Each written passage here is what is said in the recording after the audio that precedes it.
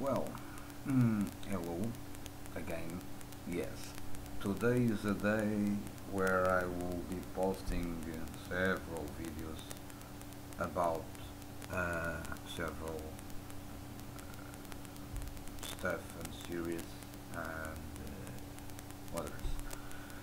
Well, this time my video is also about a series from the spring anime season of 2013 that I'm now currently watching, and it's called Arata Kangatari. Arata Kangatari is a series of action adventure fantasy shonen. Essentially, this is a series that it will be following two characters. Both of them are named Arata. One Arata is a regular, I think that is high school boy in Japan, in a town in Japan and something like that. The guy is quite good at sports and but he kind of suffers from bullying from others, and he is not able to make a lot of friends, and the only guy that he think was his friend, in fact it's not. And when he heard him, he became quite depressed. And then we have another Arata that lives in a parallel world that is ruled by a princess, and that princess is protected from harm for two for 12 warriors, deities, called the 12 Shinshu, Shinshu, or something like that. And these are the guards or the guardian deities of the princess that rule that country. Then apparently there is a clan, a family called the Ime family that from 30, 30 years, from 30 to 13 years, uh, they need to send a new girl to the capital to become the next princess of that country. But the family at this time it was unable to produce a female, and apparently the heir of the family is a guy called Arata. So the family came with a strategy uh, be not be not exterminated, because I think that it's the the grandmother of this Arata that explains to him that if the family does not send a princess to the capital, all the family will be killed, exterminated as a punishment. So they came to a strategy to disguise this Arata as a woman and go to the capital until they have enough time to go hiding or something like that. So the guy goes to the capital as a female, disguised as a female. He goes with a girl that is his servant, I think.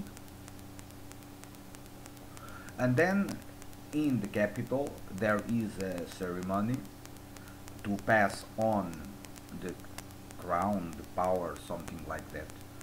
Um, and during that ceremony, one of the spirits, one of the guards of the princess, comes out and tries to kill her.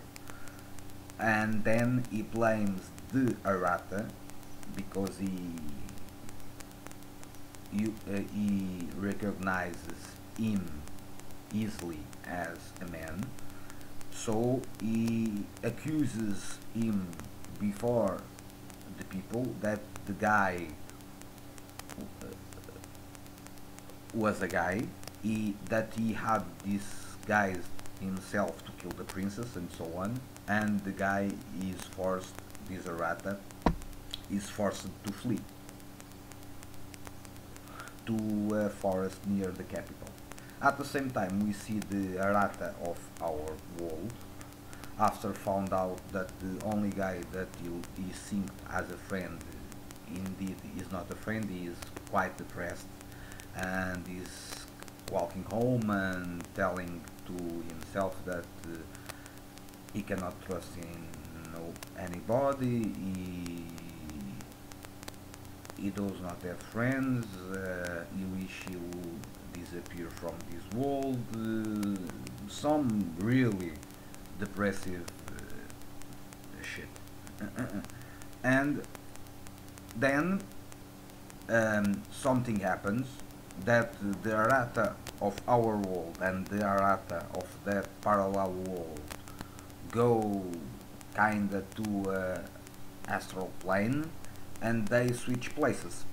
So the Arata of that parallel world goes or comes to our own world, and the Arata of this dimension goes to that parallel dimension.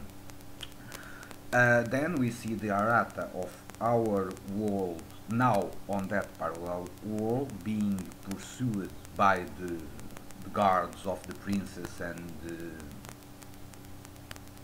the guy that killed the princess or tried to kill the princess. He ends up being saved by the servant of the real Arata of that world.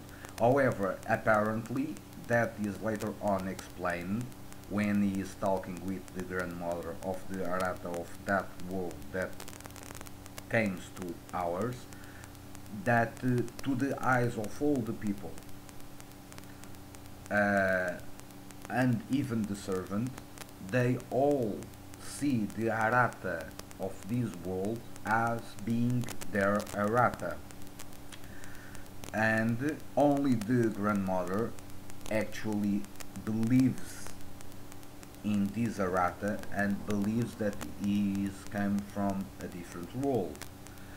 Then there was then the guy of the palace goes to the village, chasing the Arata down to bring him to justice. And during that process, there was a rusted sword or something like that, that the Arata of our world picks up when he is confronted by the guy that killed the princess or tried to kill the princess. Then something strange happens with the sword that begins glooming and turns out to be a sacred sword or something like that, a Ayagami sword, or a sword with Ayagami, that are the gods of this world. And apparently this Arata guy possesses a power like kinda a mage, and he is able to summon the powers of that sword and of that god. At the same time, the Arata of that dimension is in our dimension. Before he left to the capital, the servant give him a small pendant. She also, when she found the Arata of our world on that, she asks him what happened to the pendant. He says maybe I lost it or something like that, because he tries to explain he is from other world, but she does not believe him. So she gives him the second pendant she have, and this kinda enables him to communicate with the other Arata that is in our world, and a small window, transdimensional window opens, and they were able to speak to each other. And this briefly is the summary of the two episodes that have already came out. Um, this series is interesting, works in a basis of the parallel worlds, for, of people going from one dimension to another dimension. Usually the people that switches dimensions, so, has some kind of special mission, sacred mission or something like that.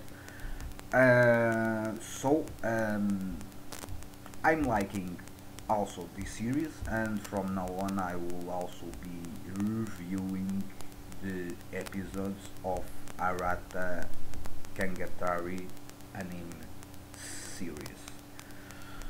So again, hope you enjoy.